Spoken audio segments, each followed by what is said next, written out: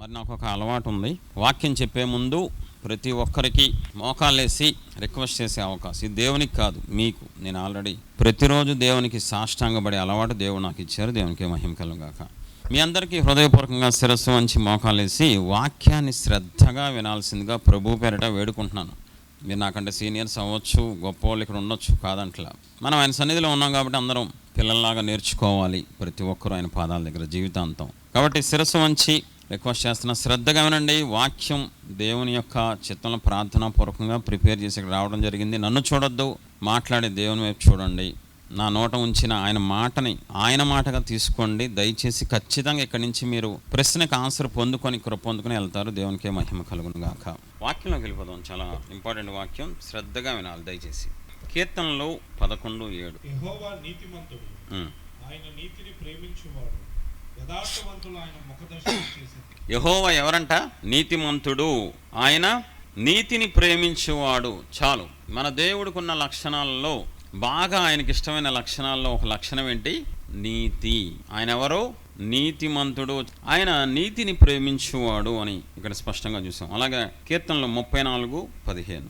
యెహోవా దృష్టి నీతిమంతుల మీద ఉంది, ఆయన చెవులు వారి మొరలకు ఒగ్గి ఉన్నవి. యెహోవా దృష్టి నీతిమంతుల మీద ఉన్నది, ఆయన చెవులు వారి మొరలకు ఒగ్గి ఉన్నవి. దేవుడంట ఈ భూమి మీద ఎవరైతే నీతిగా జీవిస్తున్నారో వాళ్ళ మీద దేవుని కనుదృష్టి. అబ్బా, నా బిడ్డ నీతిమంతుడ్రా, నా కూతురు నీతిమంతురాలరా, నా కొడుకు నీతిమంతుడ్రా అని ఇలా కళ్ళతో దేవుడు చూస్తారంట. మహాదేవుడు తన కనుదృష్టి నీతిమంతుల మీద పడిద్దంట. వాళ్ళు మొరపెడుతుంటే నీతిమంతులు, బాబ్బా ఏం కావాలి చెప్పు, ఎందుకు మొరపెడుతున్నావు, ఎందుకు ఏడుస్తున్నావు అని దేవుడు చెవి ఒగ్గి మరి ఆలకిస్తారంట. కొంచెం ముందుకెళ్దాం. 15 వచ్చిన కదా, 17 చూద్దాం. నీతిమంతులు మొరపెట్టగా యెహోవా ఆలకించును, వారి శ్రమలన్నిటిలో నుండి వారిని విడిపించును. నీతిమంతులు మొరపెట్టగా యెహోవా ఆలకించును, వారి శ్రమలన్నిటిలో నుండి వారిని విడిపించును. అలాగే చూద్దాం కీర్తనలు 37:29. నీతిమంతులు భూమిని స్వతంత్రించుకుంటారు, వారు దానిలో నిత్యము నివసించరు. ఇప్పుడు చూడండి, నీతిమంతులు దేన్ని స్వతంత్రించుకుంటారండి? గ్రామాన్న, మండలాన్న, జిల్లాన, రాష్ట్రాన్న, దేశాన్న? చెప్పండి. అది నాకు చాలా ఆశ్చర్యంగా అనిపిస్తుంది. భూమిని స్వతంత్రించుకోవడం ఏంటి? భూమి అండి, భూమి అంటే ఎంత చిన్నదా? 750 కోట్ల మంది ఉంటారండి ఈ భూమి మీద. అసలు భూమి చాలా చాలా చాలా పెద్దది. ఇక్కడి నుంచి ఊరు చూస్తేనే చాలా పెద్దగా ఉంటుంది. నీతిమంతులు భూమిని స్వతంత్రించుకుంటారు, ఆ భూమిలో నిత్యము నివసిస్తూ ఉంటారంట నీతిమంతులు. దేవుడు నీతిమంతులకు అంత గొప్ప ఆధిక్యత ఇచ్చారు. సూపర్ అండి. చూద్దాం 141:5.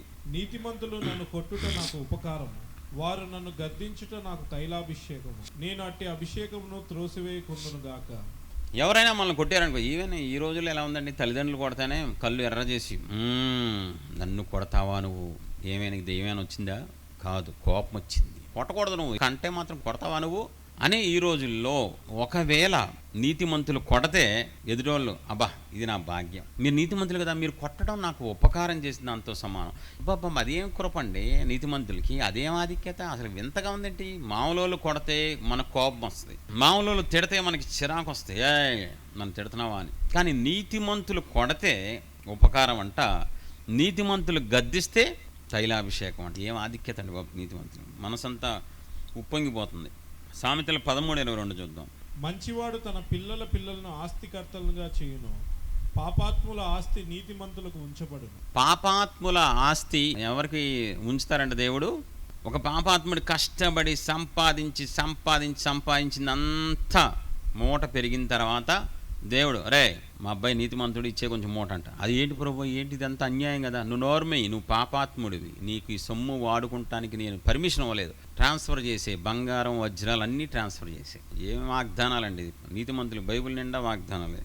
ఇంకోటి చూద్దాం చూడండి, సామెతలు 10:7. నీతిమంతుని జ్ఞాపకం చేసుకున్నట్టు ఆశీర్వాదకరమగును. ఏమండి ఇది ఏమన్నా అర్థం ఉందండి? అసలు ఆశీర్వాదం రావాలంటే బైబిల్ ప్రకారం ఎంతో కష్టపడాలి, ఎంతో ప్రయాసపడాలి, ఒక పెద్ద బలియాగం చేయాలండి ఆశీర్వాదం దేవుడి దగ్గర నుంచి రావాలంటే. కానీ ఇక్కడ ఏముందండి, నీతిమంతుల్ని జ్ఞాపకం చేసుకుంటే ఆశీర్వాదం వస్తుంటండి.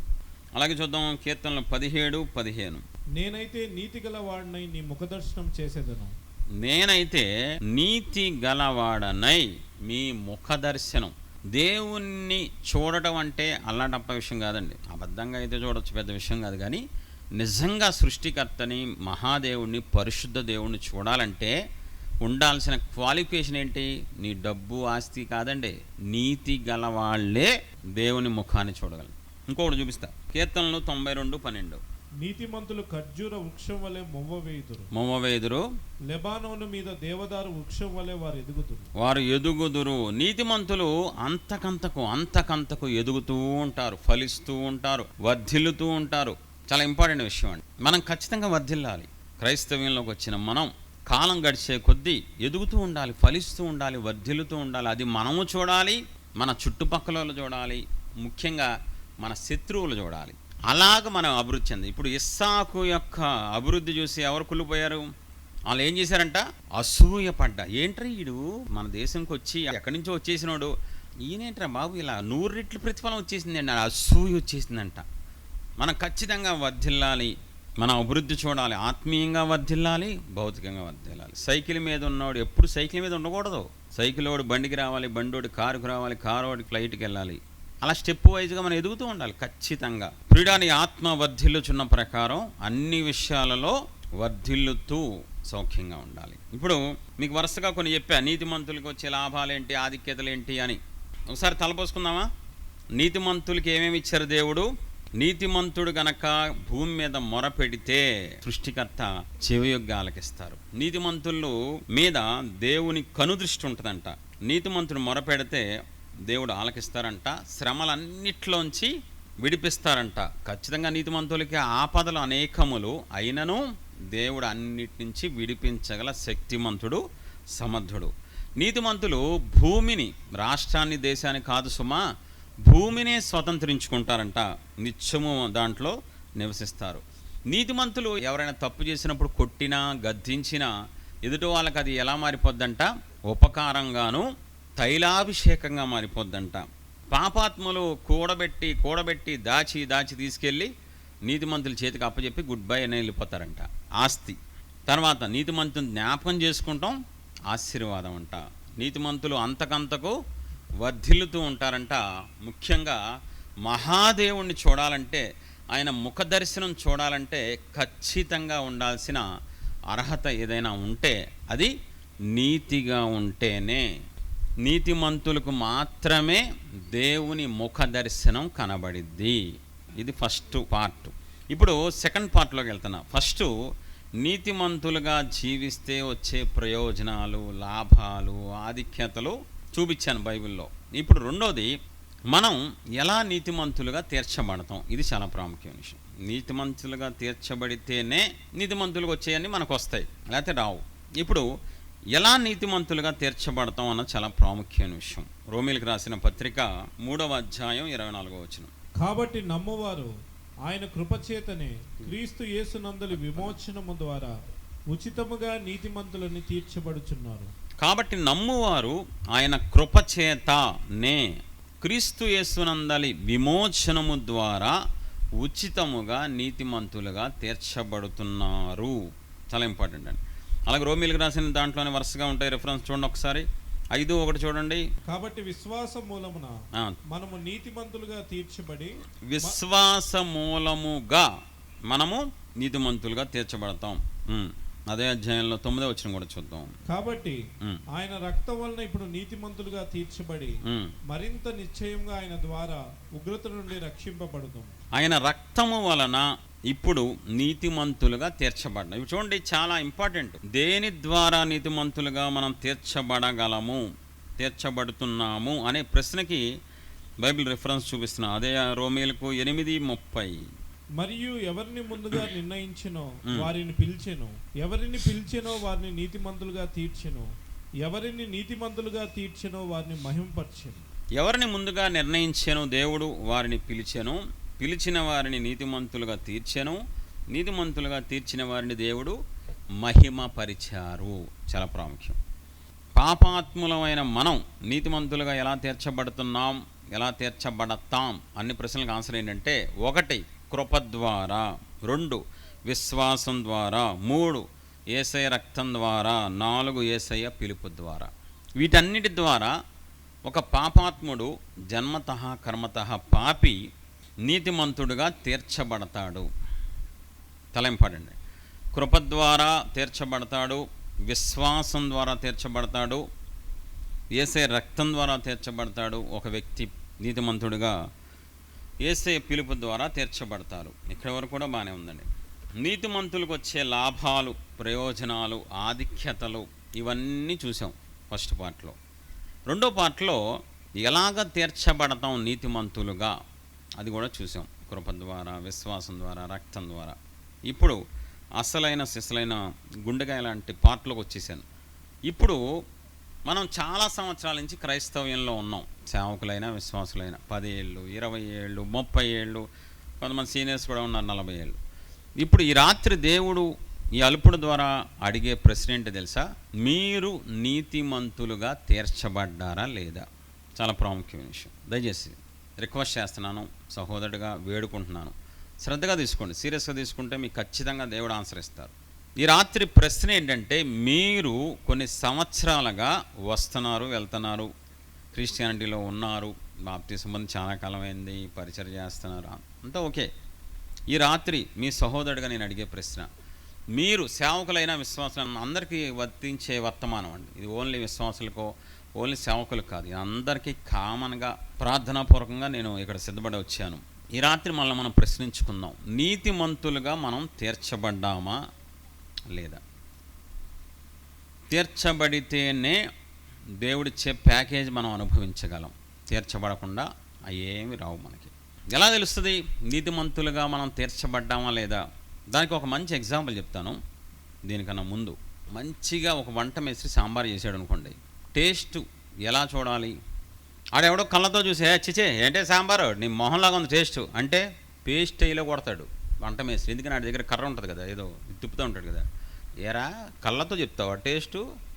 ఇంకోటి చేతిలో వేసుకొని నోట్లో వేసుకోకుండా చిచే ఏంటిది చేతికి ఏం టచ్ అవ్వట్లేదు, టచ్ అయ్యేదా కొడతాడు.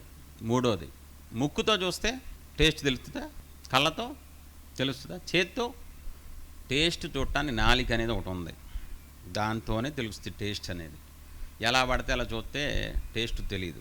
నీతిమంతులుగా తీర్చబడ్డామా లేదా అన్నది చాలా ప్రాముఖ్యమైన విషయం. మనం తీర్చబడ్డామా ఎలా తెలుస్తుంది? నీతిమంతుల లక్షణాలు మనలో ఉంటే నీతిమంతులుగా తీర్చబడ్డాం. నీతిమంతుల లక్షణాలు లేవనుకో, సింపుల్ అంతే. నీతిమంతుల లక్షణాలు చూపిస్తే ఇప్పుడు బైబిల్లో ఆ లక్షణాలు మీలో ఉన్నాయనుకోండి, మీరు నీతిమంతులు. సూపర్ అండి, మీకు మామూలు ప్యాకేజ్ దేవుడు హై రేంజ్ ప్యాకేజ్ ఇస్తారు. ఆ లక్షణాలు మీలో లేవనుకో, మీరు ఇంకా నీతిమంతులుగా తీర్చబడాల. చెక్ చేసుకుందామా? అందరం సేవకులైన విశ్వాసులైన అందరం వాక్యపు వెలుగులో మనల్ని మనం పరీక్షించుకోవాలి, మనల్ని మనం చెక్ చేసుకోవాలి. ఖచ్చితంగా వాక్యం ఎదుట మనం ఎలా ఉన్నాం. చూడండి, భ్రమపడద్దు. మీకు కాళ్ళు పట్టుకుంటా, నేను దేవుడి రాజ్యం కోసం ఎంతైనా తగ్గించుకుంటా, పెద్ద విషయం కాదు. దేవుడే యేసుప్రభువు తగ్గించుకుంటే నేనెంత, నా బతుకు ఎంత చెడిపోయినోడిని. మనిషి పాదాలు పట్టుకున్నారు. తగ్గింపు చాలా ఇంపార్టెంట్ క్రైస్తవ్యంలో. కాబట్టి నేను ప్రార్థన చేస్తున్నాను కాబట్టి నీతిమంతురాలు అయిపోయాను, నేను కానుకిస్తున్నాను కాబట్టి నీతిమంతురాలు అయిపోయాను, నేను ముసుగీసాను కాబట్టి నీతిమంతురాలు అయిపోయాను, నేను ఫస్టే వచ్చి ఊడుతాను కాబట్టి నీతిమంతులు అని ఏం చిన్నపిల్లలు మాట్లాడండి, ఎల్కేజీ మాట్లాడన్నీ. మీకు విషయం తెలుసా? అన్యులు చాలామంది కానుకలు ఇస్తారు, తెలుసా మీకు? అది చాలామంది కానుకలు ఇస్తారు. మీరు ఇచ్చేది ఏంటిది? అన్యులు కూడా ఇస్తారు. రెండోది, ప్రార్థన అన్యులు కూడా చేయించుకుంటారు, తెలుసా? సీరియస్గా సిన్సియర్గా కొంతమంది సేవకులతో, పాస్టర్ గారు ప్రేయర్ చేయండి అని ఇక్కడ మాతో ప్రేయర్ చేయించుకుని రెండో రోజు వెళ్ళి గోపురం పెట్టమంటారు, చెడగోపురం. అది వాళ్ళకి ఆ నమ్మకం ఉంది యేసుప్రభు వారి మీద. తప్పే ఉంది, వాళ్ళు అక్కడ ఉంటారు, ఇక్కడ ఉంటారు. నువ్వు ప్రార్థన చేసినంత మాత్రాన కాదు, కానుకిచ్చినంత మాత్రాన కాదు, ఊడ్చినంత మాత్రాన. ఇవన్నీ ఎవరైనా చేస్తారు. నీతిమంతులు అయితేనే కానుకోవాలా? నీతిమంతులు అవ్వకపోతే కానుకోకూడదా? కాబట్టి చాలా డేంజరు. కన్ఫ్యూజ్ అవ్వద్దు. భ్రమపరిచే ఆత్మ అనేది బైబిల్లో ఒకటి ఉంది. సాతాను గారు చాలా డేంజరస్ గాడు. ఆదాము నుంచి అందరినీ కుయుక్తి చేత పడగొడుతున్నాడు. పెద్ద పెద్ద భక్తులే పడిపోయారండి. మనం అంతా చాలా జాగ్రత్తగా ఉండాలి, మనం పరీక్షించుకోవాలి. కాబట్టి భ్రమలో ఉన్నారేమో, ఈ రాత్రి పరీక్షించుకోండి. నీతిమంతుల లక్షణాలు మీలో ఉంటే మీరు ఖచ్చితంగా నీతిమంతులు. ఒకవేళ లేకపోతే మీరు నీతిమంతులుగా డేంజర్ పొజిషన్లో ఉన్నారు. చాలా జాగ్రత్తగా అర్థం చేసుకోవాలి. ఫస్ట్ పాయింట్ చూసేద్దామా? నీతిమంతుల లక్షణాల్లో మొట్టమొదటి లక్షణం చూద్దాం. 2వ పేతురు 2వ అధ్యాయం 7-8 వచనాలు. ఇది పెద్దగా ఎవరు చదవరు, పట్టించుకోరు ఈ వచనాన్ని. దుర్మార్గుల కామ వికారయుక్తమైన నడవడి చేత బహు బాధపడిన నీతిమంతుడగు లోతును తప్పించెను. ఆ నీతిమంతుడు వారి మధ్యను కాపురం ఉండి తాను చూచిన వాటిని బట్టియు వినిన వాటిని బట్టియు వారి అక్రమమైన క్రియల విషయంలో దినదినము నీతిగల తన మనస్సును నొప్పించుకొనుచూ వచ్చెను. చూడండి, ఈ మాట లోతు అనేవాడు ఉన్నాడు, తెలుసు కదా. ఈ లోతు సొదొమ గొమొర్రా వైపుకి వెళ్ళాడు పరిస్థితిని బట్టి, అబ్రహాం దగ్గర నుంచి విడిపోయి. ఆ ఊరు ప్రజలు చాలా వరస్ట్గాళ్ళండి, చాలా నీచులు, అసహ్యులండి. ఇప్పుడు ఆ ఊరు ప్రజలను చూసి లోతు ఏం చేస్తున్నాడంట, దుర్మార్గుల కామ వికారయుక్తమైన నడవడి చేత బాధపడటమే చాలు, కానీ బాధపడ్డాడంట.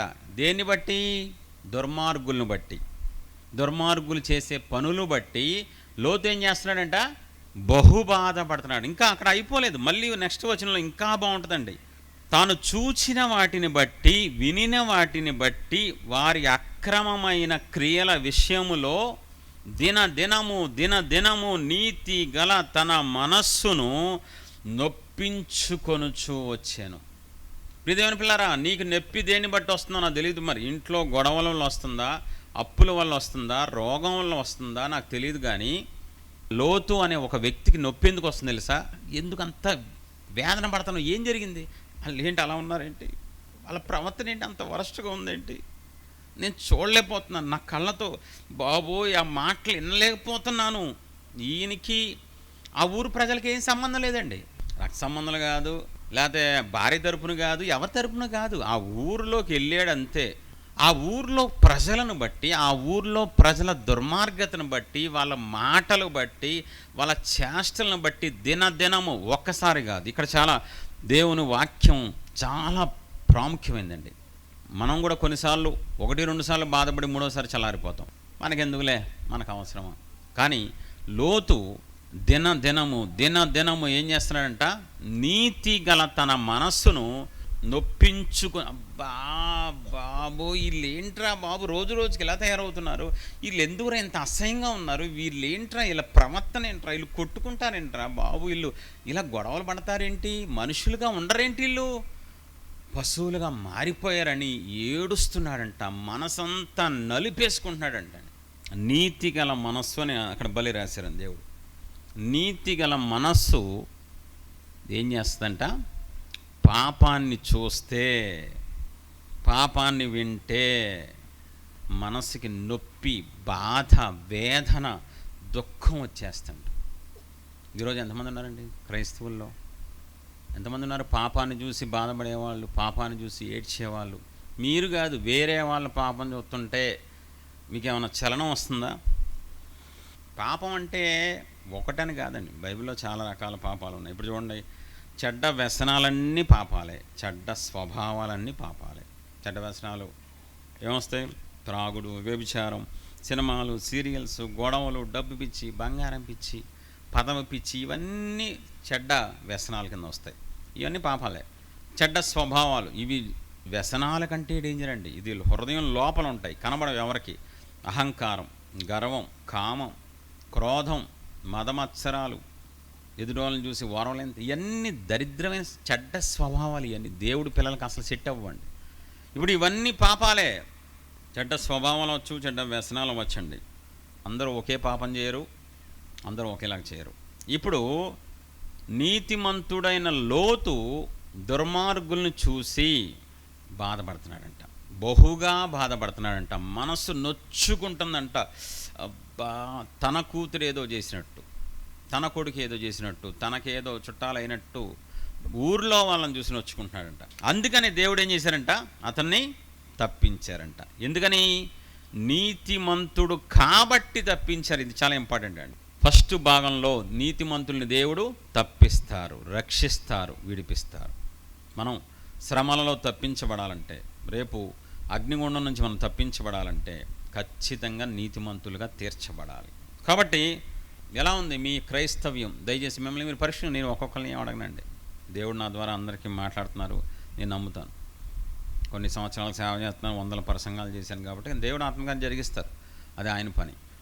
కొంతమంది పాపాన్ని ఇష్టపడతారు, కొంతమంది పాపాన్ని ప్రేమిస్తారు, కొంతమంది పాపాన్ని ఆరాధిస్తారు.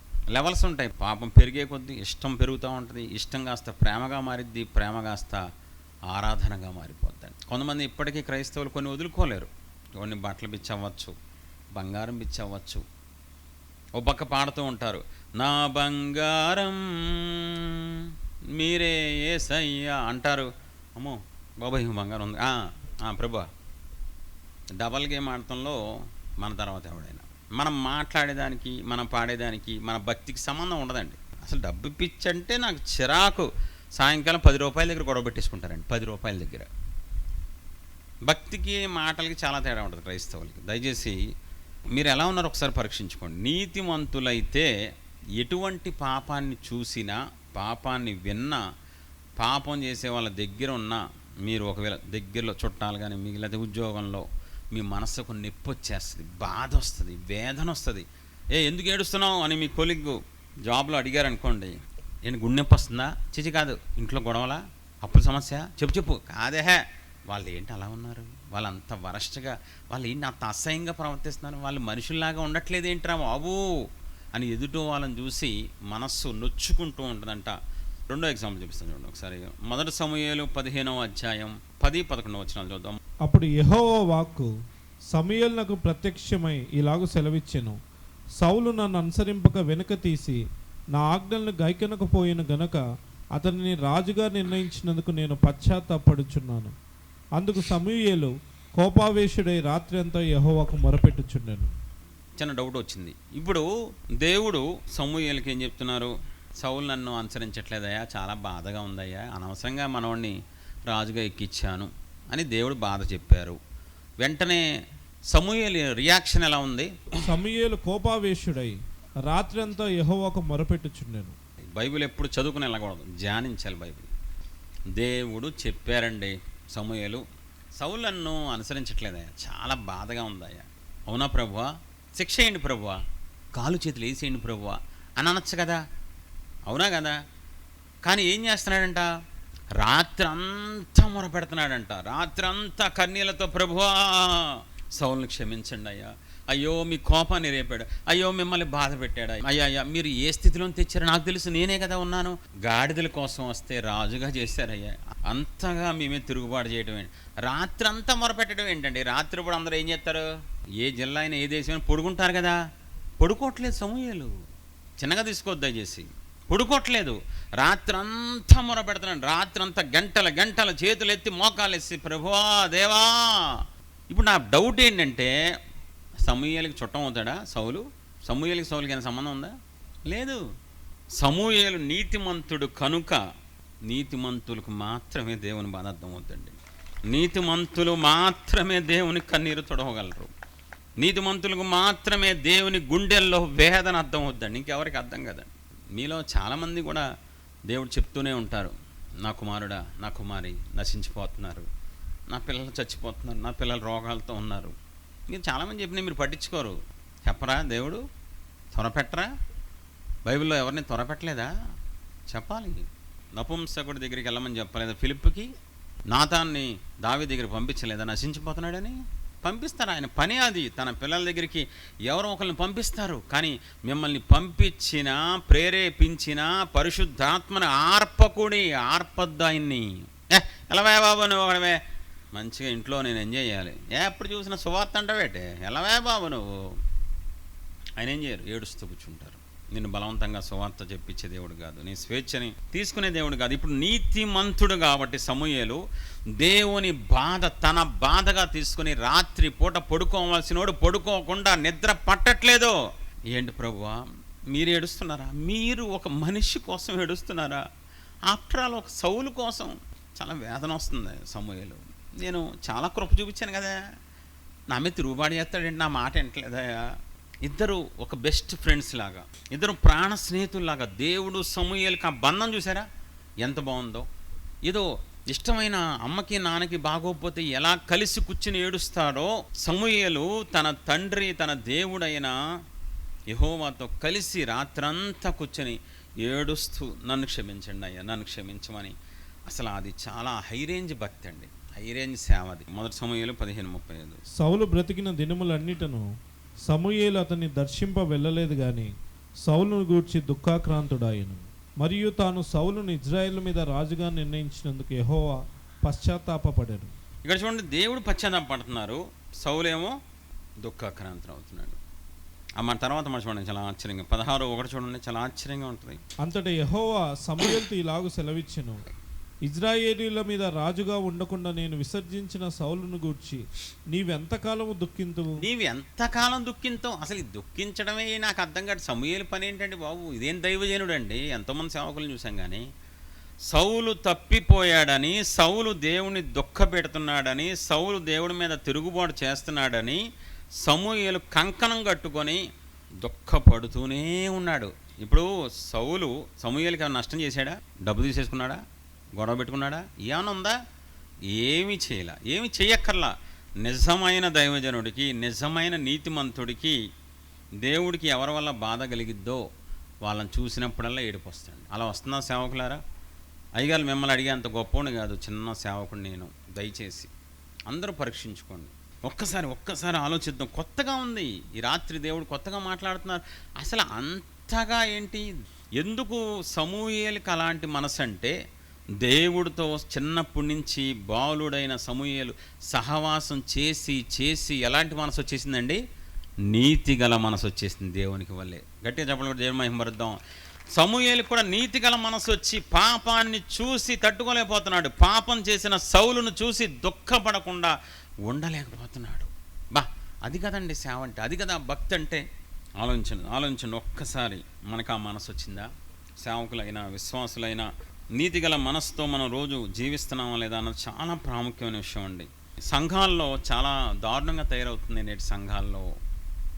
పాపం మాట్లాడుకుంటున్నారు, పాప పనులు చేస్తున్నారు, పాపాన్ని ఇష్టం వచ్చిన సంఘాల్లో కూడా జరుగుతుంది. అందుకే అన్యులు భయంకరంగా మనల్ని అవమానం పాలు చేస్తున్నారు. మరి సేవకులారా, మీ సంఘంలో విశ్వాసులు ఖండిస్తున్నారా?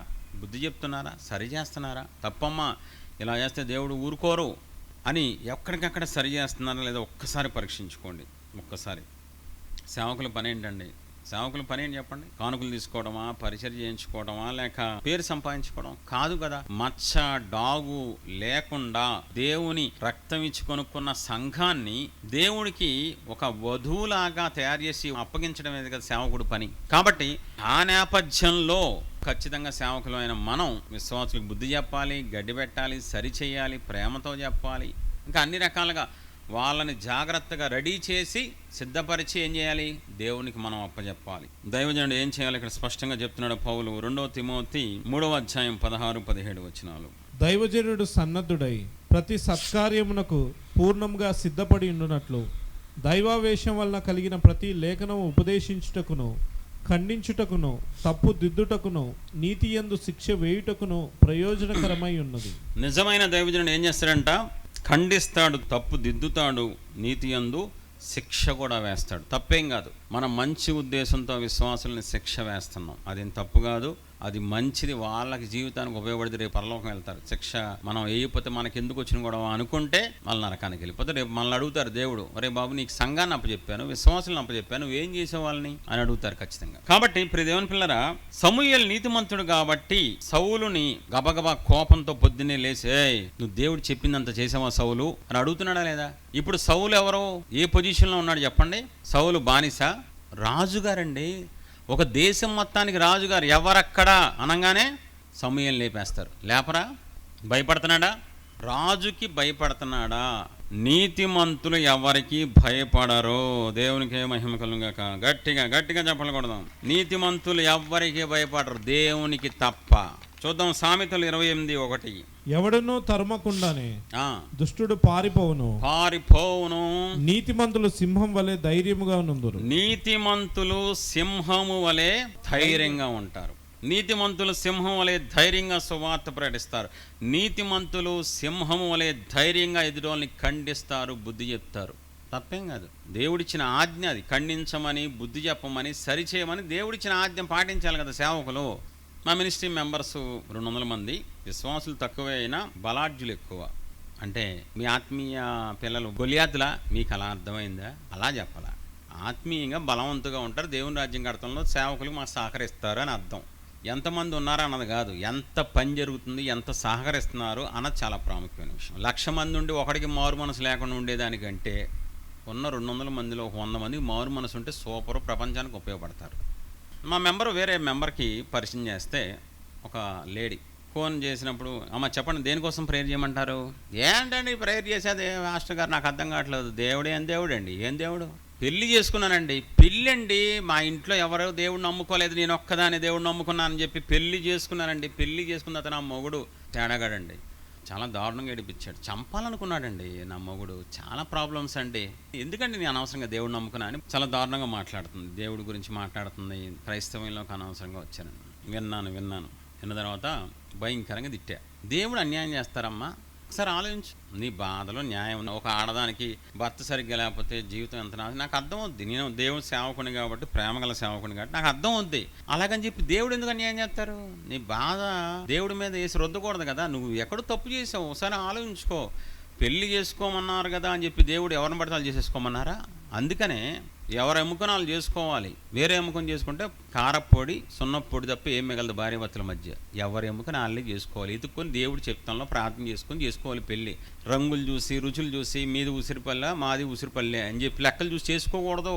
ఉసిరికాయ పచ్చడి తప్ప ఏం మిగలదు ఇంకా జీవితంలో. ఖచ్చితంగా ప్రార్థనాపూర్వకంగా దేవుని పిల్లలు పెళ్లి చేసుకుంటే హ్యాపీగా ఉంటారు. ఆవిడ పాపం మంచి యవనస్తులుగా ఉన్నప్పుడు దేవుడు నమ్ముకుంది. పాపం వాళ్ళ ఇంట్లో ఎవరు నమ్ముకుంది. ఎవరో చూసి ఈ అబ్బాయి క్రిస్టియన్ అన్నాడంగానే పాపం చేసేసుకుందంట.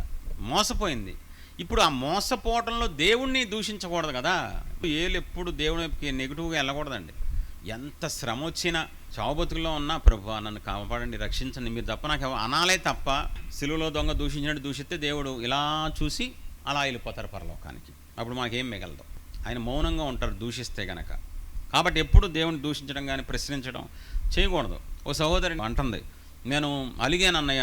ఎవరి మీద అన్నాను? దేవుడి మీద అలిగాను. నాకు దేవుడి మీద అలిగే హక్కు నాకు ఉంది. దేవుడి మీద అలగడం ఏంటి? ఆయన ఇంట్లో చుట్టమా ఏమన్నా? ఇంట్లో మనిషి అలగడానికి? అలిగితే నువ్వే పోతావు. మనం దేవుడి మీద అలిగినా, దేవుడు మన మీద అలిగినా ఎవరు పోతారు? మనమే పోతాం. కాబట్టి అస్సలు అలాంటి ప్రోగ్రామ్స్ పెట్టద్దు. ఇప్పుడు ఆవిడకి గడ్డి పెట్టా, మామూలుగా గడ్డి పెట్టలే. దేవుడు ఎప్పుడు అన్యాయం చేస్తారా? ఆలోచించి ఒకసారి. భయంకరంగా గడ్డి పెట్టానండి. ఇప్పుడు ఆ గడ్డి పెట్టిన వ్యక్తి ఎవరో తెలుసా? జస్ట్ 1,25,000 శాలరీ వస్తుంది అంతే. చిన్న శాలరీ నెలకి. బ్యాంకు ఏజీఎం అండి, అసిస్టెంట్ జనరల్ మేనేజర్. తెలుసా ఆవిడ నాకు ఏజీఎం అని. నువ్వు ఏజీఎం అయితే నాకెందుకు? భారతదేశానికి రాష్ట్రపతి నాకు ఎందుకండి? నేను రక్తం చేత కడగబడి నీతిమంతుడు కాబట్టి ధైర్యంగా గద్దిస్తాను, ధైర్యంగా ప్రకటిస్తాను. ఆవిడ ఏం చేసిందండి తర్వాత చెప్పండి? ఉందా వెళ్ళిపోయిందా? చక్కగా ఫాలో అవుతుంది సత్యాన్ని. దేవునికే మహిమ కలుగుగాక. ఆ రోజు నుంచి తప్పు తెలుసుకుంది, సరి చేసుకుంది, దేవునిలో ఇప్పుడు చక్కగా నడుచుకుంటుంది. గద్దించాలి. ఎదుటోళ్ళ పొజిషన్ బట్టి చాలామంది సేవకులు భయపడిపోతారు. వాళ్ళు గొప్పోళ్ళు కదా, వాళ్ళు హై రేంజ్లో ఉన్నారు కదా, ఫీల్ అవుతారేమో. నీలో దేవుని రక్తం ప్రవహిస్తే, నీతిమంతుడుగా నువ్వు తీర్చబడితే, ఎదుటోడు ఎంతటోడైనా తప్పు చేస్తే దేవుడు ఆత్మ నిన్ను గనక ప్రేరేపిస్తే నువ్వు ఖచ్చితంగా చెప్తావు. చెప్పాలి. చెప్పకపోతే రేపు లెక్క అడుగుతారు. కాబట్టి నా 10 ఏళ్ల సేవలో నేను ఎప్పుడూ భయపడలేదు. నాకు తెలిసి ఎప్పుడూ మొహమాట పడలా. యేసుప్రభు వారు మొహమాటం లేని సేవ చేశారు. మనం కూడా మొహమాటం అసలు పడకూడదు. సేవకులతో మాట్లాడినా ఎప్పుడైనా చెప్పమంటే చెప్పేస్తాను, పాస్టర్ గారు ఇలా లోపం ఉంది, దేవుడు చెప్తున్నారు, నన్ను అపార్థం చేసుకోవద్దు. ప్రేమతో చెప్తాను, తగ్గించుకొని చెప్తాను, ఖచ్చితంగా చెప్పేస్తాను. కెనడా దేశం నుంచి రోజు నాకు ఒక డాక్టర్ గారు ఫోన్ చేస్తారు. కెనడా దేశం నుంచి డైలీ. ఆయన రాత్రి చేస్తారు, ఆయనకు అక్కడ పగలు ఆపోజిట్ కదా. రోజు మాట్లాడతారు. ఆయనకి ప్రాబ్లం వచ్చినప్పుడు భయంకరంగా దేవునాత్మకలు చెప్పారు, మీరే సమస్యకి కారణం. ఆయన హై పొజిషన్లో ఉన్నారు. పొజిషన్లో ఉన్నా కూడా నేనేం పట్టించుకోలేదండి. ఎవరు భయపడతారు? వాళ్ళ ద్వారా కానుక వస్తో రాదు అని అనుకునే వాళ్ళు భయపడతారు. నాకు కానుకతో సంబంధం లేదు. నాకు ఆత్మల రక్షణే నా పని. దేవుడు రాజ్యం కట్టడం కోసం నేను పిలువబడ్డాను. దేవుడు నన్ను పోషిస్తున్నారు తప్ప ఏ డాక్టరో, ఏ యాక్టరో, ఏ నర్సో నన్ను పోషించట్లేదండి. విశ్వాసులు నేను భయపడను. మా మినిస్ట్రీ మెంబర్లకి ఎప్పుడూ ఒక మాట చెప్తాను, గేట్లు తెరిచే ఉంటాయి రైల్వే స్టేషన్ లాగా. మా మినిస్ట్రీ గేట్లు వెళ్ళిపోండి బయటికి మర్యాదగా అంటాను. విశ్వాసులు భయపడతామండి. చండాలంగా సేవకుడు పెద్ద, విశ్వాసులు పెద్ద. మీ పైన నాయకులు, మీ పైన సేవకులు పైన ఉండాలి. తప్పు చేస్తే మొహమ్మద్ చెప్పేస్తానండి. అది నా సేవతత్వం. 2 వ్యక్తులను చూపించాను. ఫస్ట్ ఎవరిని చూపించాను? లోతుని చూపించా. ఏం చేస్తున్నాడు? పాపాన్ని చూసి అబ్బా నొచ్చుకుంటున్నాడు. రెండోది సమూయేలుని చూపించాను. ఏం చేస్తున్నాడు? పాపం చేసిన వ్యక్తిని చూసి దేవుడికి మొర పెడుతున్నాడు, ఖండిస్తున్నాడు, నువ్వు అలా చేయకూడదు సౌలా, దేవుని కోపం రగులుకుంటుందని. మూడో వ్యక్తిని చూపిస్తాను చూడండి ఒకసారి. యోబు 1:1. ఊజు దేశమునందు యోబు అను ఒక మనుషుడు నేను, అతడు యథార్థవర్తనుడును న్యాయవంతుడై దేవుని యందు భయభక్తులు కలిగి చెడుతనం విసర్జించిన వాడు. యోబుకు వచ్చిన రెండింతల ఆశీర్వాదం కావాలి ప్రభు అని అడుగుతారు. యోబులాగా నేను కూడా శ్రమలు పడుతున్నాను ప్రభు, 3 దోమలు రాత్రిపూట నన్ను కొడతంటే, నీ శ్రమలకి యోబుతో పోల్చుకుంటే యోబు పరలోకం నుంచి పర్మిషన్ తీసుకొచ్చి గోపు మీద కొట్టి వెళ్ళిపోతాడు. ఏయ్ నా పేరు వాడ మాకు, నాకు 10 మంది పిల్లలు తెచ్చినా నేను కనీసం ఏమనలేదు. మన క్రైస్తవం ఎలా ఉంటుంది తెలుసా, కరెక్ట్గా టైఫాయిడ్ తగ్గిన 3 రోజులకి మలేరియా వచ్చిందనుకో ఇంకా ఉంటుంది, మా పాస్టర్ గారు తేడా ప్రార్థన చేయట్లేదు అందుకనే మలేరియా వచ్చింది. దేవుడు కూడా కొంచెం తేడా అనుకుంటా, పక్షపాతి. రోగం మీద రోగం రావడం ఏంటి, చిన్న చిన్న రోగాలకే మన వాళ్ళు ఆయాసపడిపోతారు దేవుడి మీద. ఫస్ట్ దేవుడు గుర్తొస్తారండి. మొగుడు పేట్ మనోడు ఒకటేంగా, నువ్వు ఇచ్చావు కదా, నువ్వు ఎవడిచ్చాడు? మొగుడు కొడితే ఎవరి వైపు చూడాలి? యాక్చువల్గా మొగుడు వైపు చూడాలి. ఒరే మొగుడు ఎందుకు కొట్టేవారు, నేను ఏం తప్పు చేయకుండా అనాలి. కాదు, వెంటనే ప్రభువా ఎందుకే ఇన్ని ఇచ్చావు. అప్పుడు దేవుడు స్వరం, మామూలుగా అయితే నీకు స్వరం వినపడదు, కానీ ఆ టైంలో నేను ఇచ్చానా నీకు, నువ్వు చేసుకున్నావా అని అడిగితే అయిపోద్ది. నువ్వు లెక్కలు చూసుకొని, కలర్ చూసుకొని, ఊరు చూసుకొని, అన్నీ చూసేసుకొని, పీటల మీద అన్ని రకాల ఆచారాలు పాటించి పెళ్లి చేసేసుకొని ఆడు కొట్టంగానే ఏంటి ప్రభువా, ఒకవేళ ఆడు మంచిగా నీకు చీరకొని పెట్టాడు అనుకో, నా మంచితనం, అయ్యో మంచి జరిగితే నీ మంచితనమా, కొడితే తిడితే దేవుడా, ఎంత అన్యాయం అండి. దేవుడు జోలికి వెళ్ళటం ఏంటండి? మనం పాపాలు చేసి శ్రమల పాలవుతాం తప్ప దేవుడు ఎప్పుడు మనకు చెడు చేయరు. God is good all the time. దేవుడు ఎప్పుడు మంచి దేవుడు ఎప్పుడు మంచి చేస్తారు. అది కారణం 1వ అధ్యాయం చదువుకోండి, ఆయన చేసినదంతయు మంచే చేస్తారు. చెడు సాతానులోంచి వస్తుంది, మంచి దేవుళ్ళలోంచి వస్తుంది. ఇప్పుడు చూడండి, ఈ యోబు ప్రత్యేకత ఏంటో తెలుసా, చెడుతనాన్ని ఏం చేశాడంట, విసర్జించేశాడంట. చెడుతనాన్ని వదల్లా, చెడుతనాన్ని మానలా. ఇప్పుడు చాలామంది మనవాళ్ళు తెలుసా, సినిమాలు మానేశారనుకోండి, ఆటోలో వెళ్తున్నప్పుడు అది ఏమైంది 3వ చరణానికి వెళ్ళిపోతారు. ఇంకా మనసులో సినిమాలు వదిలేశారు, సీరియల్ వదిలేశారు, కానీ లోపల మాత్రం ఎవడు రాశాడు, ఎవడు పాడాడు మొత్తం వెళ్ళిపోతానే ఉంటుందండి. ఆ సినిమాకి ఏ డ్రెస్ వేసుకెళ్ళారు, ఎవరితో వెళ్ళారు, పేరుకే వదిలేస్తారు, లోపల మాత్రం అసహ్యం రాదు. పాపాన్ని వదలటానికి ఈ రోజులు ఎవరు ఇష్టపడట్లేదండి. ఏదో భయపడో ఎందుకు వచ్చిన గొడవ అని కొన్నిటిని వదులుకుంటున్నారు, కొన్ని వదులుకోవట్లేదు. యోబు అలా కాదంట, పూర్తిగా చెడుతనాన్ని విసర్జించేశాడంట. యోబు దగ్గర చెడు మాటలు ఉండవు, యోబు జీవితంలో చెడు ఆలోచనలు ఉండవు, చెడు మాటలు ఉండవు, చెడు కళలు ఉండవు, చెడుకు సంబంధించి ఏది ఉండదంటండి. ఏం భక్తుడు! మనం మాట్లాడితే చెడు వింటాం, చెడు చూస్తాం, చెడు ఆలోచనలు, చెడు ఊహలు, కళలు కూడా చండాల కళ్ళు వస్తాయి. పొద్దునే బాబు ఏంటిది ఇంత దరిద్రమైన కళ్ళు వచ్చినాయి మనకి, మనం ఎలాంటి వాళ్ళం అయితే అయ్యే కళ్ళు వస్తాయి, మనం చండాలంగా ఉంటే చండాలం కళ్ళు వస్తాయి. యోబు 1వ అధ్యాయంలో ఉంటుంది, రోజు తెల్లవారుజామున దేవుడితో యోబు సహవాసం చేస్తున్నాడు. ప్రియ దేవుని పేరు ఒకటి మాత్రం చెప్తున్నా, మీలో చాలామంది అంటారు, మాస్టర్ గారు మేము ఎప్పటి నుంచో దేవుడితో నిజంగా మీరు దేవునితో సహవాసం చేస్తే ఎవరి లక్షణాలు వస్తాయి? మీకు దేవుని లక్షణాలు వస్తాయి. కానీ మీకు ఎవరి లక్షణాలు వచ్చినాయి మీలో? ఇప్పుడు నేను అనలేను ఆ మాట. నేను రభస చర్చికి వచ్చినప్పుడు ఇలా కూర్చుంటారు, కానీ ఇంట్లో 10 రూపాయలు తక్కువైతే పాలోని తిడతారు, ఉద్యోగంలో మేనేజర్ని తిడతారు. ఇంకా భయంకరం అండి, నోరు భయంకరం, అవునా కదా? కాబట్టి మనం నిజంగా దేవునితో సహవాసం చేస్తే ముందుకెళ్ళే కొద్దీ ఎవరి మనసు వచ్చేస్తుంది? దేవుని మనసు. ఎవరి లక్షణాలు వస్తాయి? దేవుని లక్షణం. ఎలా నడుస్తాం? దేవుని వలె నడుస్తామండి. ఎంతమంది చెప్పగలరు బైబిల్ పట్టుకొని నాలో దేవుని లక్షణాలు వచ్చినాయి, దేవుని వలె నేను నీతిగా, యథార్థంగా, పరిశుద్ధంగా నేను ఉన్నాను, లోపం లేనివాడిగా ఉన్నాను చెప్పండి. అలా ఉంటే ఎక్కడ ఎందుకుంటారు మీరు? ఈ పాటి ఫ్లైట్లో తిరిగి ప్రపంచానికి వాడబడుతూ ఉంటారు. అదో భ్రమ. కొన్ని సంఘాల్లో సేవకులు ఆత్మీయ పిల్లలు కానీ కొంచెం భయపడో, ఇబ్బంది పడో, ఖండించరు. ఇక్కడ ఏమవుతుందో తెలుసా, చెడు మాటలు నువ్వు మాట్లాడకపోయినా పర్లా, విన్నావు అనుకో ఖచ్చితంగా నీ మీద పనిచేస్తాయి. సాతానుగాడు ఏం చేశాడండి, అవ్వ దగ్గరికి వచ్చి చెడు మాట్లాడుతున్నాడు, దేవుడు గురించి చెడు మాట్లాడుతున్నాడు. దేవుడు చెప్పారా? అది కరెక్ట్ కాదు. అవ్వని సాతానుగాడు చాలా కుయుక్తి కలిగి చెప్తున్నప్పుడు అవ్వేం చేసింది? ఖండించిందా? ఖండించలా. వినింది, ఆ విన్నది హృదయంలోకి వెళ్ళిపోయింది, అది పనిచేసింది, పండు కోసింది, తినేసింది, దేవుడిచ్చిన మహిమ పోగొట్టుకుని శాపగ్రస్తురాలుగా అయిపోయింది. చాలా జాగ్రత్తగా ఉండండి, అవలాగా మోసపోవద్దు, చెడు జోలికి వెళ్ళొద్దు, చెడు మాటలు వినొద్దు, చెడు చూడొద్దు, చెడు ప్రవర్తన మీలో ఉండకుండా జాగ్రత్త పడండి. అప్పుడే దేవుడు మిమ్మల్ని ఆశీర్వదిస్తారు. దేవుడు నీతిమంతుడు కనుక పాపాన్ని చూసి దుఃఖపడతారు, పాపాన్ని చూసి అసహించుకుంటారు.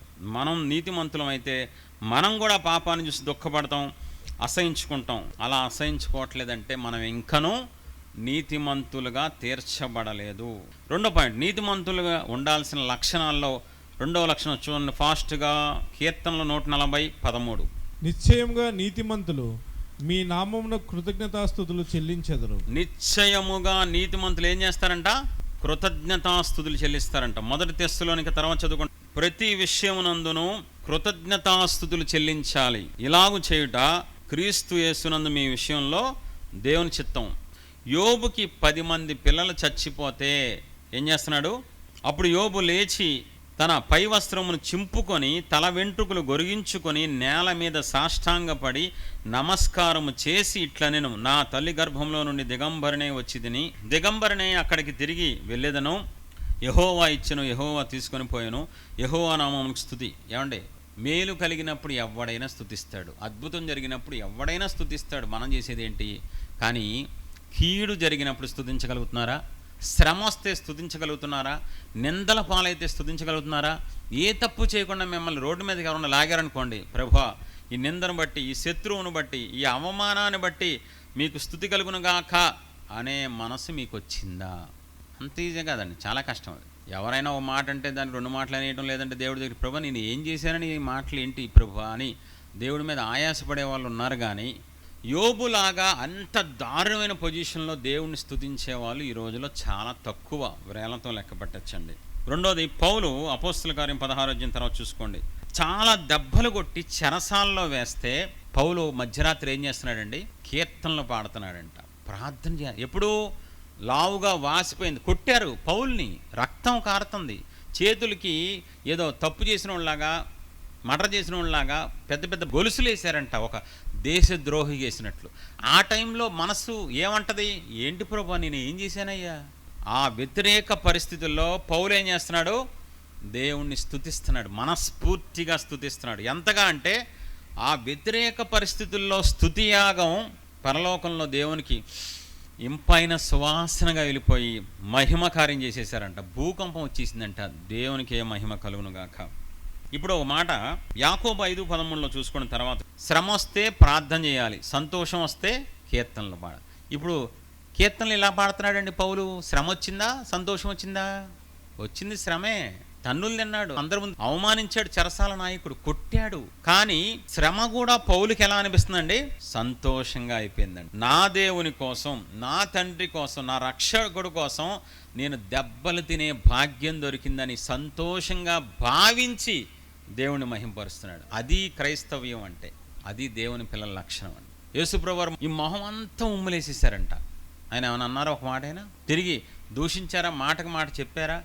ఏమన్నా తిట్టారా, కొట్టారా? యేసుప్రభువారు అధికారం ఉండి కూడా ఆయనే భరించినప్పుడు, ఆయన నామం నిమిత్తం భక్తి చేసేటప్పుడు, పరిచయం చేసేటప్పుడు చిన్న చిన్న శ్రమలు వస్తాయి, రావా? వస్తాయి, రావాలిగా. శ్రమ వస్తేనే కదా ఆశీర్వాదం, శ్రమ వస్తేనే కదా నెక్స్ట్ లెవెల్ దేవుడు తీసుకెళ్తారు. ఎగ్జామ్స్ లేకుండా పైకి వెళ్తారు ఎవరైనా స్టూడెంటు. కానీ ఈ రోజుల్లో ఎలా ఉన్నారండి? శ్రమ రాకూడదు, నింద రాకూడదు. తెలుసా మీకు? మొన్నే ఒక సండే స్కూల్ టీచర్తో మాట్లాడాను, యవ్వనస్తురాలతో పరిచయం అయింది ఒక 1 వీక్ కిందట. అమ్మాయి ఎలా ఉన్నావు, భక్తి ఎలా ఉంది? సూపర్ అన్నయ్య, అదిరిపోతుంది. నేనమ్మ పొద్దున్నే సేవకుడిగా 4ంటికి లేచి రోజు చక్కగా దేవుడితో సహవాసం చేస్తానంటే, నేను 3ంటికి లేస్తానన్నయ్య, నువ్వు పాస్టర్ అయ్యి ఉండి 4ంటికి లేస్తున్నావు, నేను 3ంటికి లేస్తా. అయ్యో అనవసరంగా చెప్పాను, పరుగు పోయింది. అవునమ్మా సూపర్ అమ్మ, 3ంటికి లేచి ఎన్నింటి దాకా? 3-5 దాకా చేస్తాను. ఏంటి 3-5 దాకా చేస్తావా? బాబోయ్ ఏమ్మా అన్న. యాక్చువల్గా అయితే నేను 3 to 4 ఒక గంట చేసేదాన్ని. ఒకప్పుడు ఒకరోజు మా పెద్దమ్మోళ్ళ ఇంటికి వెళ్తే నేను ప్రార్థన చేస్తున్న ఆ టైంలో ఒక కాల్ జర్రు వచ్చి నన్ను కుట్టిందన్నయ్య. అప్పటి నుంచి 3-5 చేసి ఆపేస్తానన్నయ్య. ఒక్కసారి జర్రు కుట్టినందుకు కొన్ని సంవత్సరాల నుంచి ఆవిడ 3-5 నిమిషాలు చేసి ముగించేస్తుందంట.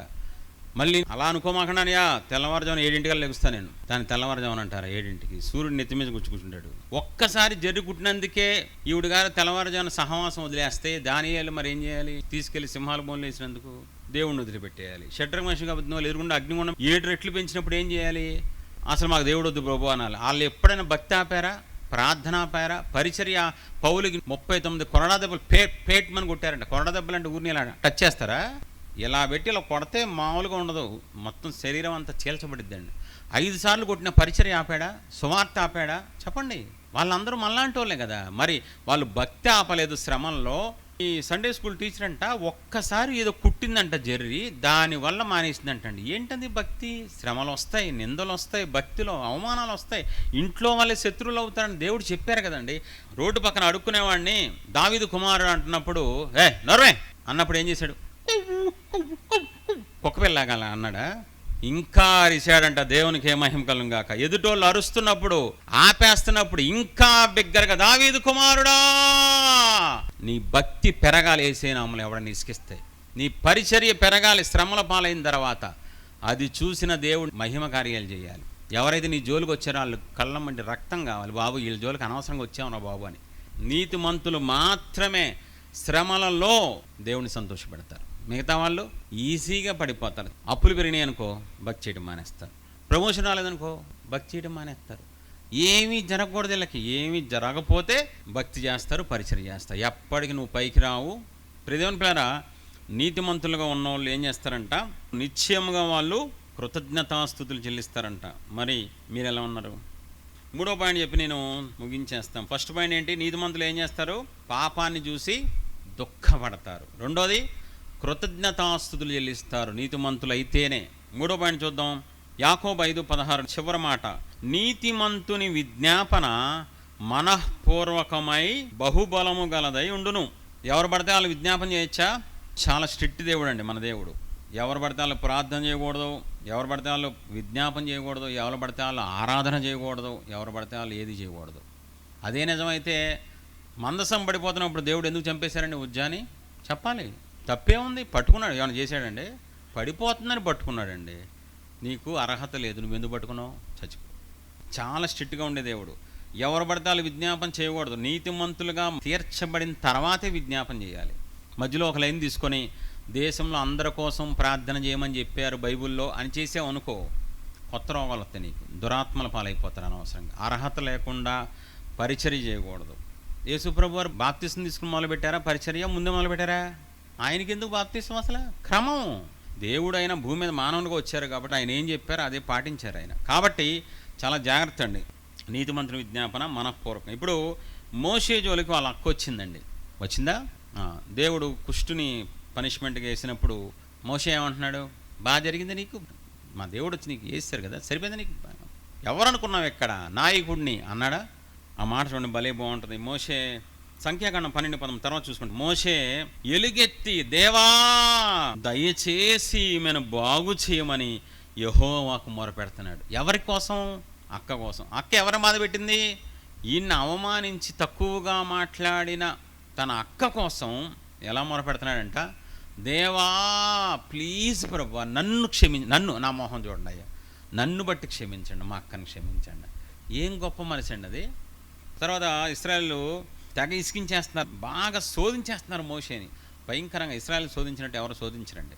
ఆ టైంలో నీవు వారి పాపమును ఒకవేళ పరిహరించితివా, లేని యెడల నీవు రాసిన నీ గ్రంథంలో నుండి నా పేరు తుడిచివేయమని బ్రతిమాలు. పాపం చేసిన ఇశ్రాయేలు అయితే మోషే అడ్డుపడిపోతున్నాడండి. అడ్డుపడిపోయి బాబా వాళ్ళ మీద కోపం తెచ్చు. మీరు అసలే కోపం వస్తే మీరు మామూలుగా ఉంటారయ్యా, భయంకరుడయ్యా మీరు. అయ్యా అయ్యా అయ్యా తప్పు చేశారు, వాళ్ళు పాపం చేసి, నేను ఒప్పుకుంటానయ్యా, వాళ్ళ బదులు నన్ను క్షమించండి అయ్యా. అయ్యా ఒకరికి క్షమించలేదా, నా పేరు జీవగ్రంథం తీసేయండి, మీరు నాకు తెలీదు, మీకు నాకున్న బంధాన్ని బట్టి. ఏం గొప్ప మనసు అండి మోషేది. వాళ్ళకి బాగా జరగాలి, లేకపోతే నా జోలికి వస్తారా? నేను కష్టపడి తీసుకొచ్చాను, ఫరో దగ్గరికి వెళ్ళింది నేను అంటలేదండి. నీతిమంతుడు కాబట్టి ఏం చేస్తున్నాడు? విజ్ఞాపన చేస్తున్నాడు. ఎవరి కోసం? పాపం చేసిన వాళ్ళ కోసం. ఎవరి కోసం? బాధ పెట్టిన వాళ్ళ కోసం విజ్ఞాపన చేస్తున్నాడు. అందుకే మోషే చరిత్రలో మిగిలిపోయాడు. యేసయ్య నామమునకి మహిమ కలుగును గాక. రెండోది స్తెఫను చూడండి, అపోస్తలుల కార్యం 7వ అధ్యాయం 59-60 వచనాల్లో. చిన్న రాయి తగిలితే ఎలా ఉంటుందండి? ఇంకో రాయి తగిలితే బాగుండు అనిపిస్తుంది కదా. ఒకేసారి రాళ్ళు పెడితే ఇలా రక్తం ఇలా కారుతుందంటండి. నెప్పి రక్తం ఇలా కారుతున్నప్పుడు వెంటనే మోకాలేసి, ప్రభా ఈ రాళ్ళు ఎవరైతే నాకు వేస్తున్నారో, రక్తం చిందిస్తున్నారో వాళ్ళ మీదకి శిక్ష రాకు. అసలు ఏం మనుషులండి వీళ్ళు, ఏం భక్తులండి వీళ్ళు. మనం ఎలా ఉన్నాం, వాళ్ళు ఎలా ఉన్నారు? ఎవరి కోసం స్తెఫను విజ్ఞాపన చేస్తున్నాడు? రాళ్ళతో కొట్టిన వాళ్ళ కోసమా? అన్యాయంగా చంపేస్తున్నారండి. చంపేసే వాళ్ళ కోసం ప్రార్థన చేస్తున్నాడు, విజ్ఞాపన చేస్తున్నాడు. దేవా ఏమంటున్నాడు? వారి మీద ఈ పాపము మోపకమని గొప్ప శబ్దముతో విజ్ఞాపన చేస్తున్నాడంట. దేవుని పిల్లరా, ఈ రోజులో చాలామంది విజ్ఞాపన అంటే మేము చేస్తున్నాం విజ్ఞాపన, ప్రభువా కుటుంబాన్ని జ్ఞాపకం, ప్రభువా ఈ దేశాన్ని జ్ఞాపకం చేసుకోండి, ప్రభువా ఈ రాష్ట్రాన్ని మొత్తం లేపేయండి. దాన్ని కూడా విజ్ఞాపన అంటారా? మీరు ఎగ్జామ్ రాసుకొని ఇంటికి తీసుకెళ్ళిపోండి, పేపరు ఇవ్వమాకండి స్కూల్లో టీచర్కి, ఇంటికి తీసుకెళ్ళి మీరే మార్కులు వేసేసుకుని 100 ఇంట్లో చూపించేసుకోండి. అమ్మ 100 ఎవరు వేశారు? నేను వేసుకున్నాను. ప్రభువు మెచ్చుకునేవాడు యోగ్యుడు. మీరు నిజంగా ప్రార్థనా పరులైతే, విజ్ఞాపన పరులైతే ఫస్ట్ చెప్పాను గుర్తుందా? నీతిమంతులు ఏం చేస్తారంట? ఎదుగుతారు, వర్ధిల్లుతారు. నీతిమంతులకి పాపాత్ముల ఆస్తి వస్తుంది. మీకు వచ్చిన ఆస్తి ఉన్నదా ఊడిపోయిందా? ఆ రిజల్ట్ ఏది అని అడుగుతున్నా. నీతిమంతులకి ప్యాకేజ్ ఉంటుంది. నీతిమంతులు చాలా హై రేంజ్కి వెళ్ళిపోతారండి. బెస్ట్ ఎగ్జాంపుల్ చూపించి ముగించేస్తాను. యేసు ప్రభువారు, తండ్రి వీరేమి చేస్తున్నారు వీరెరుగరు కనుక వీరిని క్షమించమని యేసు ప్రభువారు నీతిమంతుడు కనుక పాపం చేసిన వాళ్ళ కోసం విజ్ఞాపన చేస్తున్నారు. అదే మనసు స్టెఫనుకు ఉంది, అదే మనసు మోషేకు ఉంది. తప్పదు, ఎగ్జాంపుల్ చెప్పాలి. మా మెంబర్ కాదు, బయట అవుట్ సైడ్ మెంబర్ ఒక ఆవిడ ఫోన్ చేసి, పాస్టర్ గారు ప్రార్థన చేయండి పాస్టర్ గారు. ఎందుకన్నా? మా ఆయన చర్చిలో ఉన్నాడు, తాగేసి పెచ్చి కొడుతున్నాడు. 10 నిమిషాలు తిట్టిందండి మొగుడిని, ఫ్రెష్గా వేడి తిట్లండి, భలే ఉన్నాయండి. తర్వాత 10 నిమిషాలు నేను తిట్టా, సరిపోయింది లెక్క. ఎందుకు పాస్టర్ గారు నన్ను తిడుతున్నారు అన్యాయంగా? నేనెవడో తెలియని ముందు శిరస్సు అయిన భర్తను తిడతావా నువ్వు? అబీగయిలు ఏం చేసింది? గబగబా వెళ్ళి దావీదు కాళ్ళు పట్టుకుని, నా భర్త దోషం నాది, నా భర్త మూర్ఖుడయ్యా, దయచేసి క్షమించమని. నువ్వు క్రైస్తవురాలు అయితే నీ భర్త పాపాన్ని ఒప్పుకుంటావు. నీ భర్త తాగితే నువ్వే తాగినట్టు, అయ్యా పాపం చేశానయ్యా, మిమ్మల్ని ఏడిపించానయ్యా, తప్పైపోయిందయ్యా. నువ్వేం చేస్తున్నావు? నీ భర్తని రోడ్డు మీద లాగుతున్నావు. నీ భర్త లోపాలు అందరికి మైకేసి చెప్పు. అదొక ప్రేమ, అదొక క్రైస్తవ్యం. ఒకే మాట అడిగా, ఒక అన్యురాలు కూడా అదే పని చేస్తా కదా భర్త తాగితే. ఇక క్రైస్తవులు ఏం నేర్చుకున్నావు? ప్రేమ. సిలువ దగ్గర నువ్వేం నేర్చుకున్నావు? క్షమాగుణం ఏది? మరి భర్త మీద కోపం వస్తుంది కదా, అవునండి వస్తుందండి. ద్వేషం వచ్చిందా? వచ్చిందండి. మండుతుందా లోపల? మండుతుందండి. అంత పెంచుకుంటున్నారు లోపల ద్వేషం పెరిగిపోతుంది. క్రైస్తవులకి ప్రేమ లేదు. మీ కుటుంబస్తుల కోసం మీరే అడగాలి. మీ పిల్లలు తప్పిపోతే మీరు కన్నీళ్ళు కార్చాలి. మీ కుటుంబంలో భర్త కోసం, భార్య కోసం వాళ్ళ పాపాన్ని మీ పాపంలాగా ఒప్పుకోవాలండి. ఒప్పుకుంటారు ఎప్పుడు? మీరు నీతిమంతులుగా తీర్చబడితే. లేకపోతే ఎప్పటికీ మీరు ఒప్పుకోరు ఎవరి కోసం. మీ పాపాలే మీరు ఒప్పుకోరు, ఇంకా ఎవరి కోసం ఎవరు ఒప్పుకుంటారు చెప్పండి? నేను 3 లక్షణాలు చెప్పాను మీకు. 1, నీతిమంతులు పాపాన్ని చూసి ఛీ అని అసహించుకుంటారు, దుఃఖపడతారు, బాధపడతారు. 2, కృతజ్ఞతాస్తుతులు, శ్రమలలో, నిందల్లో, అవమానాల్లో, చావు బతుకుల్లో కూడా స్తుతిస్తారు వాళ్ళు. 3వదిగా నీతిమంతులు విజ్ఞాపన చేస్తారు. ఎవరి కోసం? శత్రువుల కోసం చేస్తారు, ఏడిపించే వాళ్ళ కోసం చేస్తారు. 2, పాపం చేసిన వాళ్ళ కోసం, వీళ్ళే పాపం చేసినట్లుగా సంఘంలో సేవకులు అలాగా ఒప్పుకోవాలి. విశ్వాసుల పాపాన్ని వీళ్ళే పాపం చేసినట్టు సేవకులు ఒప్పుకోవాలి. అలాంటి సేవకులు వచ్చునుగా యేసు నామములో. నేను ఒకే ఒక బెస్ట్ లైవ్ ఎగ్జాంపుల్ మీకు చెప్పి ముగిస్తాను. లోకా సువార్త 18, 13, 14 ఏమిటో తెలుసా? సుంకరి దూరముగా నిలుచుండి ఆకాశం వైపు కన్నులెత్తుటకైనను ధైర్యము చాలక రొమ్ము కొట్టుకొనుచు, దేవా పాపినైన నన్ను కరుణించుమని పలికెను. అప్పుడు యేసు ప్రభువారు ఏం చెప్తున్నారు తెలుసా? ఇతడు పాపే కానీ నీతిమంతుడుగా తీర్చబడి మందిరంలోంచి బయటికి వెళ్తున్నాడు. ఒక పాపాత్ముడు నీతిమంతుడుగా ఎలా తీర్చబడ్డారు? ఇది అతను చెప్పుకోవాలా? యేసు ప్రభువారు చెప్పిన ఉపమానంలో ఉన్నది. ఒక పాపాత్ముడు తన పాపాన్ని చూసి పశ్చాత్తాపడుతూ తనను తాను నేల మట్టుకు తగ్గించుకొని, దేవుణ్ణి హెచ్చిస్తూ, తనను తాను పాతాళమంత తగ్గించుకొని గుండెలు బాదుకుంటూ తన పాపాన్ని ఒప్పుకోవటం వల్ల దేవుడు ఆ పాపిని ఏం చేశారంట? నీతిమంతుడుగా మార్చారంట. దేవునికి ఏ మహిమ కలుగు. పాపాత్ములు కూడా పాపపు ఒప్పుకోల ద్వారా, పాప క్షమాపణ ద్వారా నీతిమంతులుగా మార్చబడతారు. ఒక సహోదరి ఫోన్ చేసి, యవనస్తురాలు, ఏంటి పాస్టర్ గారు నేను నీతిమంతురాలు, బైబిల్లో వచ్చిన మీకు చదవలేదా? మీ కళ్ళు పోయినాయా? ఉచితంగా నీతిమంతులుగా తీర్చబడ్డారు. బైబిల్ చాలా మర్మంతో కూడిందండి. చాలా ఈజీగా పక్కెళ్ళిపోతారు మీరు సరిగ్గా అర్థం చేసుకోకపోతే. నాస్తికుడో లేకపోతే అన్యుడో, అబ్రహాం ఇస్సాకును కానీ, ఇస్సాకు యాకోబును కానీ, ఏంటి మగోడు కానీ అతడు అంతా బైబిల్ రాగానే వెళ్ళిపోయాడు. ఆడు ఆయనకు అర్థం కాల. ఆడికి ఏమర్థం అవుతుంది? సరే, ఇప్పుడు బైబిల్ అంతా ఆత్మకు సంబంధించింది, అది శరీరంతో ఆలోచిస్తే ఏమర్థం అవుతుంది బైబిల్? సరే, యేసు ప్రభు వారు వెళ్ళేటప్పుడు నేను వెళ్ళి ఒక ఆయన పంపిస్తాను మీ దగ్గరికి. ఎవరో ఆదరణకర్తను పంపిస్తా. ఏం చేస్తారు ఆయన వచ్చి? పాపమును గురించి. మరి యేసు ప్రభు వారు ఆల్రెడీ సిలువలో రక్తంగా వచ్చారు కదా, ఆయన వెళ్ళిపోయిన తర్వాత మళ్ళీ వచ్చి పాపాన్ని ఒప్పించడం ఎందుకు? అదే కండిషన్. యేసు ప్రభు వారు అందరి కోసం సిలువలో ప్రాణం పెట్టారు, సర్వమానవాళి కోసం. కానీ అందరికీ రక్షణ ఉందా? నమ్మిన వారికే రక్షణ, నమ్మిన వాళ్ళకే రక్షణ, అందరికీ రక్షణ కాదు. అలాగే పాపక్షమాపణ ఎవరైతే పొందుతారో, పాపాన్ని ఒప్పుకుంటారో వాళ్ళు మాత్రమే నీతిమంతులుగా తీర్చబడతారు తప్ప ఆటోమేటిక్ మిషన్ కాదండి. నీతిమంతులుగా మీరు అయితే లక్షణాలు ఏవి చెప్పండి? ఆ 3 లక్షణాలు మీలో ఉంటే చెప్పండి. కాబట్టి జన్మతః కర్మతః పాపాలని కొంతకాలం కన్నీటితో గుండె పగిలేలాగా ఒప్పుకుంటే తప్ప ఎవరు నీతిమంతులుగా మార్చబడలేరండి. నీతిమంతుల లక్షణాలు వచ్చేదాకా ఒప్పుకోవాలి, దేవుడు సాక్ష్యం ఇచ్చేదాకా ఒప్పుకోవాలి. అంత ఈజీ కాదు పాపక్షమాపణ అంటే. మరి ఇందాక మా ముందు పాస్టర్ గారు చెప్పారు, మా మధ్యలో నాయకురాలు ఉన్నారు, దేవుడు పిలిచారు. ఫస్ట్ మరి నాయకురాలను పిలిచారు, తర్వాత నన్ను పిలిచారు, తర్వాత పాస్టర్లను పిలిచారు. చూడండి ఒకసారి, విగ్రహారాధన వంశంలోంచి వచ్చారు ఆవిడ. కొంతకాలం పాపాలు ఒప్పుకున్నారు. ఈరోజు పాపక్షమాపణ ఎంత ఈజీ అయిపోయిందంటే, మన సండే స్కూల్ టీచర్ అంటుంది 3 రోజులు ఒప్పుకున్నారు పాస్టర్ గారు, 3 రోజులు. మరి జీవితం ఎలా ఉంది? ఏం బాగాలేదండి. మరి బాగుండాలి కదా. 3 రోజులు కాదు, నువ్వు ఎంతకాలం చేసావో దాని మీద డిపెండ్ అవుతుంది. జన్మతః కర్మతః పాపాలు ఒప్పుకోవాలి. ఇప్పుడు చూడండి, ఎగ్జాంపుల్ చెప్తాను. మా మధ్యలో ఉన్నారు, ఒక్కొక్క పాపాన్ని 1 నెల రోజులు ఒప్పుకున్నారండి. అది కూడా ఏ టైంలో? రాత్రిపూట. ప్రతి రాత్రి దావీదు కన్నీళ్లు విడుచుచు పాపాన్ని ఒప్పుకున్నారు. ప్రతి రాత్రి 10 నుంచి తెల్లవారుజామున 3, ఒకసారి 4, ఒకసారి 5 నడిపింపును బట్టి ఒక ఆడ వ్యక్తి రాత్రులు మోకాలేస్తుంటే శరీరం సహకరించదు, కానీ ఆశపడి ప్రభువా నన్ను ఒప్పించండి, కడగండి అని అంటే 1 నెల రోజులకు ఒక పాపం ఒప్పుకున్నారండి. అలాగా 2 సంవత్సరాలు పట్టిందండి పాపక్షమాపణ అవ్వటానికి. ఇప్పుడు చూడండి, మనం ఒప్పుకుంటే ఎలా ఉంటుంది, దేవుడు ఒప్పిస్తే ఎలా ఉంటుంది చెప్పనా? సినిమాల పాపం, మనం మ్యాక్సిమం అందరూ సినిమాలు చూసిన వాళ్ళే, నేను చూశాను. మ్యాక్సిమం 99% సినిమాలు చూడడం వాళ్ళు ఎవరు ఉండరండి. ఇప్పుడు సినిమాల పాపం ఒప్పుకోవాలి మనం ఖచ్చితంగా. కొన్ని సంవత్సరాలు చూసి ఉంటాం, లాంగ్ పాపం అది.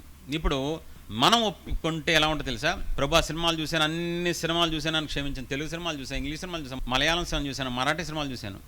3 నిమిషాలు చెప్పి అయిపోయింది. కానీ దేవుడు ఎలా ఒప్పిస్తారు తెలుసా? మా నాయకురాలని సినిమాల పాపం ఎలా ఒప్పించారు తెలుసా?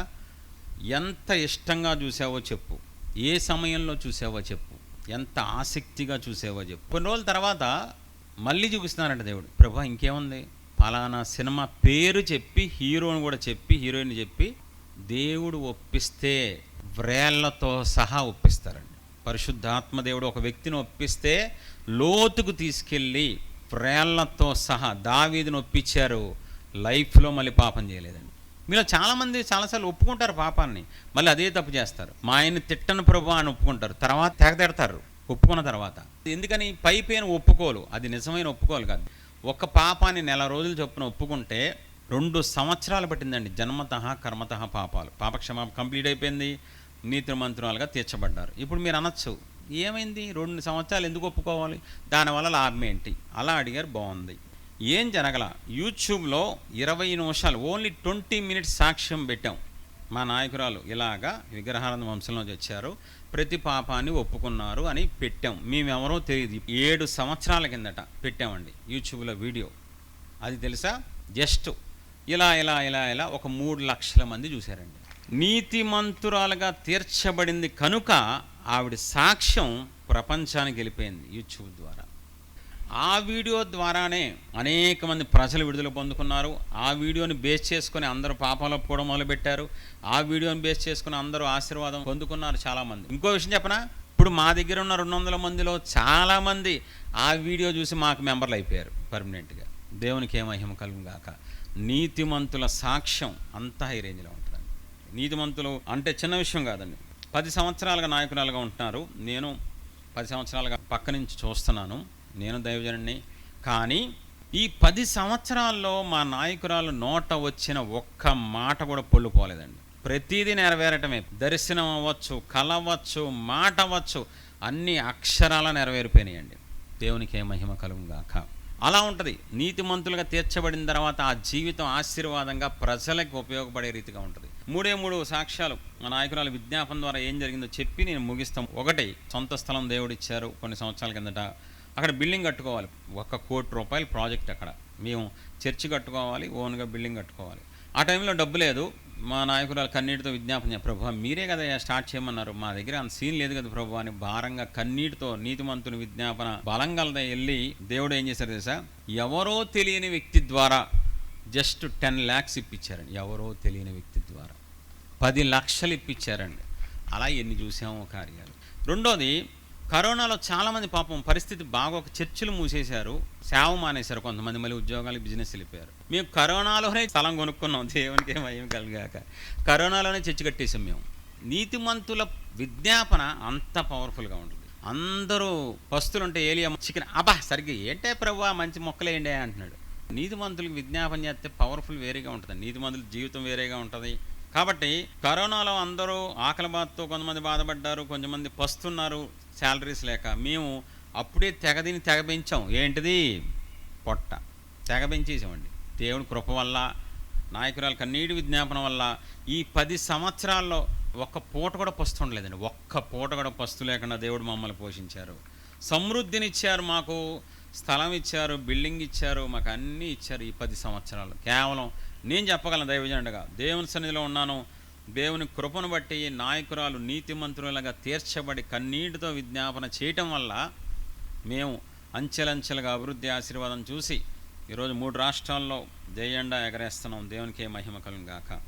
ముందు సేవకులు చెప్పారు, స్తుతుల పుస్తకం దేవుడు రాయమని నాయకురాలకు చెప్పారు. 16లో దర్శనం చూపించి, అమ్మా ప్రజల విడుదల కోసం ఓ బుక్ రాయించు త్వరగా సేవకులతో, ఆ పుస్తకం చదివటం ద్వారా స్వస్థతలు ఇస్తా, విడుదల ఇస్తాను దేవుడు వాగ్దానం చేశారు. 16లో బుక్ రాయించారు దేవుడు. ఆ బుక్ ప్రింట్ చేశాం. అది ఈ 9 సంవత్సరాల్లో తెలుగులో, ఇంగ్లీష్లో, హిందీలో, కన్నడలో 4 భాషల్లో ముద్రించి 28 లక్షలు వెళ్ళిపోయినాయండి. భారతదేశంలో చాలా దేశాలకి, చాలా ప్రాంతాలకి. హైదరాబాద్లో కల్వర్ టెంపుల్ వాళ్ళు కొనుక్కుంటారు మా దగ్గర డబ్బులు ఇచ్చి, 5,000 కాపీలు ప్రతి సంవత్సరం. అంత డిమాండ్ ఉన్న బుక్, అభిషేకం ఉన్న బుక్ అండి. వైఎంసీఏ దగ్గర క్రైస్తవ సత్య గ్రంథాలు, అందుట్లో మా బుక్స్ ఉన్నాయి. బెంగళూరులో ఉన్నాయి, చాలా చోట్ల బుక్ స్టాల్లో ఇచ్చాం మేము. అంటే ఏం చెప్తున్నానంటే, దేవుడు నీతి మంత్రాలకు చూపించిన దర్శనం ఫెయిల్ అవ్వాల. ఈ రోజుల్లో ఒక బుక్ అన్ని లక్షల కాపీలు అవ్వడం అంటే చిన్న విషయమా? యూట్యూబ్ ఛానల్లో చూడండి, సాక్ష్యాలు ఉన్నాయి. ఎవరెవరో బయట సాక్ష్యం, మా మెంబర్లు కాదు, బయట 100 సాక్ష్యాలు ఉన్నాయి. సేవకులు ఈ బుక్ ద్వారా మేము ఆశీర్వదించబడడం, ఈ బుక్ ద్వారా మా సంఘం ఉజ్జీవించబడిందని ఎన్నో సాక్ష్యాలు ఉన్నాయి. వేరే దేశాలకు కూడా బుక్స్ పంపించారు. దేవునికే సమస్త మహిమ కలుగును గాక. కాబట్టి నీతిమంతులైతే మీరు మీ కుటుంబానికి ఆశీర్వాదంగా ఉంటారు, మీ వంశానికి ఆశీర్వాదంగా ఉంటారు. మిమ్మల్ని చూసి చేతులు దండం బట్టేంతగా దేవుడు మిమ్మల్ని ఆశీర్వదిస్తారు. నీతిమంతులు అయిపోయామని భ్రమలో ఉండద్దు. జన్మతః కర్మతః పాపాలు కన్నీటితో గుండె పగిలేలాగా దేవుని పాదాలు పట్టుకుని కొంతకాలం ఒప్పుకుంటే తప్ప మీరు నీతిమంతులుగా తీర్చబడరు. కళ్ళు మూసుకుందామా? ప్రభువా ఈరోజు నాతో మాట్లాడారని చెప్పగలరా? నేను ముగిస్తున్నాను. దేవుడు మిమ్మల్ని, మీ కుటుంబాలు దీవించి ఆశ్రయించును గాక. ఈ వాక్యం ద్వారా మీకు దేవుడు మారు మనసు ఇచ్చును గాక.